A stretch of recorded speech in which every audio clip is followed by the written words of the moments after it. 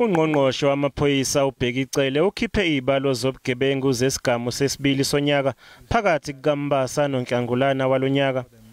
Amacala okubulala enyuke ngamaphesenti angu-66.2 nokuchaza ukuthi kubulawa abantu abayizinkulungwane ey'nhlanu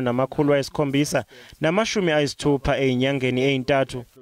5,000 people were killed in South Africa.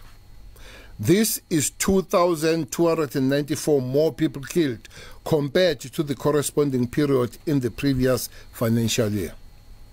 Compared to a period without lockdown, it would result in an increase of 362 more deaths.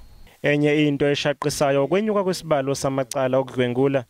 Ukudlwengula kwenyuke ngamaphesenti angu-72.4 kanti ungqongqoshe uthi ngesigaba esedlule kudlwengulwe abantu abangaphezulu kwey'nkulungwane ezilishumi kuleli. A sample of 5,439 rape cases revealed that 3,766 of rape incidents took place at the home of the victim of the rapist. Igameko zokuqhekeza kanye nokudunwa kweimoto zenyuke ngamaphesenti angu-92.2 uma kuqhathaniswa nesikhathi esifanayo ngonyaka odlule. Kuvulwe amacala okushaya kanye nokushaya ngenhloso yokulimaza angaphezulu kwey'nkulungwane ey'ngu-56,900. Kwabikwa nezigameko zokuhlukumeza okweyamene nobulili ey'ngaphezulu kwey'nkulungwane ezili-15. Ucele uyavuma ukuthi lezibalo ziyakhathaza kepha uthi kungcono iqhathaniswe nezango-2019 ngenxa ye-lockdown nyakenye.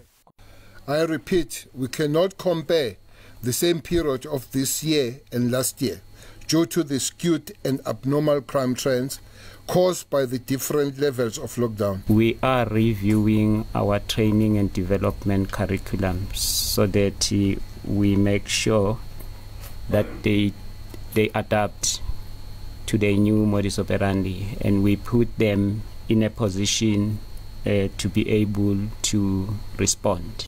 Ungqongqoshe kanye nethimba lakhe bathi ngenxa yalezibalo ezidumazayo amaphoyisa kuzofanele asebenze ngokuyikhandla ukuqiniseka ukuthi yavikela izakhamuzi zakuleli njengoba kucacile ukuthi ukuphepha okweza ngenxa ye-lockdown sekuphelile.